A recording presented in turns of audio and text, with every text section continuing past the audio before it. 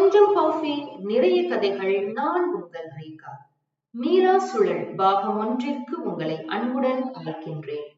கோபத்துடன் தன் பைக்கை உயிர்ப்பித்தான் கார்த்திக். தன் கோபம் முழுவதையும் பைக்கின் கியரில் காட்டினான். மனம் முழுக்க ரணமாக பைக்கை ஓட்டினான். சம்பாதிக்க தொப்பில்ல, உனக்கு சாப்பாடெல்லாம் ஒரு கேடா என்ற வார்த்தைகள் அவன் செவிப்பறையில் ஒலித்துக் கொண்டே இருந்தது. காற்றை கிழித்துக் கொண்டு அவனுடைய பைக் சென்றது. அவன் கண்களில் போட்ட நீர்த்துளிகள் காற்றில் கரைந்தன. எவ்வளவு தூரம் ஓட்டினான் என்று அவனுக்கே தெரியவில்லை. யாருமற்ற ஒரு மரத்தடியில் பைக்கை நிறுத்தினான். மரத்தின் அடியில் அமர்ந்து கொண்டு ஓவென்று கத்தினான். ஏமா என்னைய விட்டுட்டு போன? நீ இல்லாம இங்கு எதுவுமே சரியில்லம்மா என்று புலம்பினான். அவன் தன் இரு கண்களையும் இறுக மூடிக்கொண்டு அமர்ந்தான். கார்த்திக் சீனிவாசன் கோமதி தம்பதியருக்கு ஒரே மகன். சீனிவாசன் ஒரு தனியார் நிறுவனத்தில் மேலாளராக பணிபுரிகிறார். கோமதி நன்கு படித்து தனியார் நிறுவனத்தில் வேலை புரிந்தாள். திருமணமாகி 2 ஆண்டுகளுக்கு பிறகு பெரும் பிரார்த்தனையின் பலனாக கார்த்திக் பிறந்தான். கார்த்திக்கே உலகம் என்றானாள் கோமதி. அவள் தன் வேலையை விடுத்தாள். கார்த்திக்கின் ஆசான் தோழி எல்லாமே தாய் கோமதிதான்.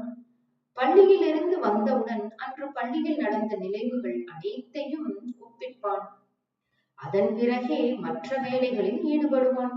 இதற்காகவே கோமதி அனைத்து வேலைகளையும் முடித்துவிட்டு அவன் வரவுக்காக காத்திருப்பார்.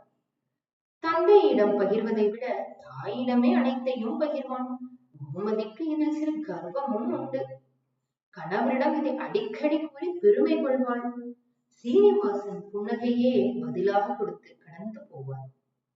கார்த்திக் 10ஆம் வகுப்பு படிக்கும் பொழுது கோமதியின் சித்தி தவறிவிட்டார். அவர்கள் இருந்ததோ ஒரு கிராமத்தில். சீனிவாசனுக்கு விடுப்பு கிடைக்கவில்லை. கார்த்திக்குக்கும் பொது தேர்வு நடைபெற்றுக் கொண்டிருந்தது. கோமதி தனியாக செல்லும்படியாகிவிட்டது.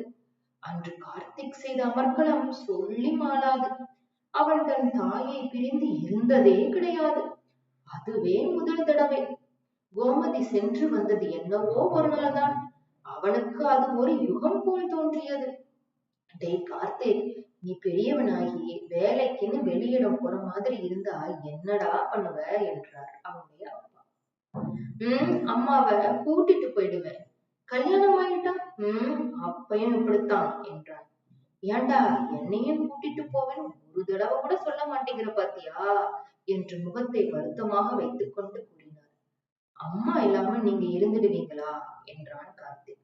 முடியாதுடா என்றார் சீனிவாசன். அப்ப நீங்களும் அவங்க கூட வந்துடுவீங்க தானே? அதான் நான் சொல்லல என்றான்.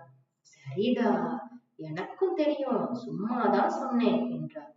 வாழ்க்கையே வண்ணமயமாக சென்றது அவர்களுக்கு. கார்த்திக் நன்றாக படிக்கக்கூடியவன். 12ஆம் வகுப்பில் நல்ல மதிப்பெண் பெற்று நல்ல பொறியியல் கல்லூரியில் இடம் கிடைத்தது. கல்லூரியின் இறுதி ஆண்டில் படித்துக் கொண்டிருந்தான் கார்த்திக். ஒரு நாள் கோமதி மயங்கி விழுந்து விட்டாள். வீட்டில் யாரும் இல்லை.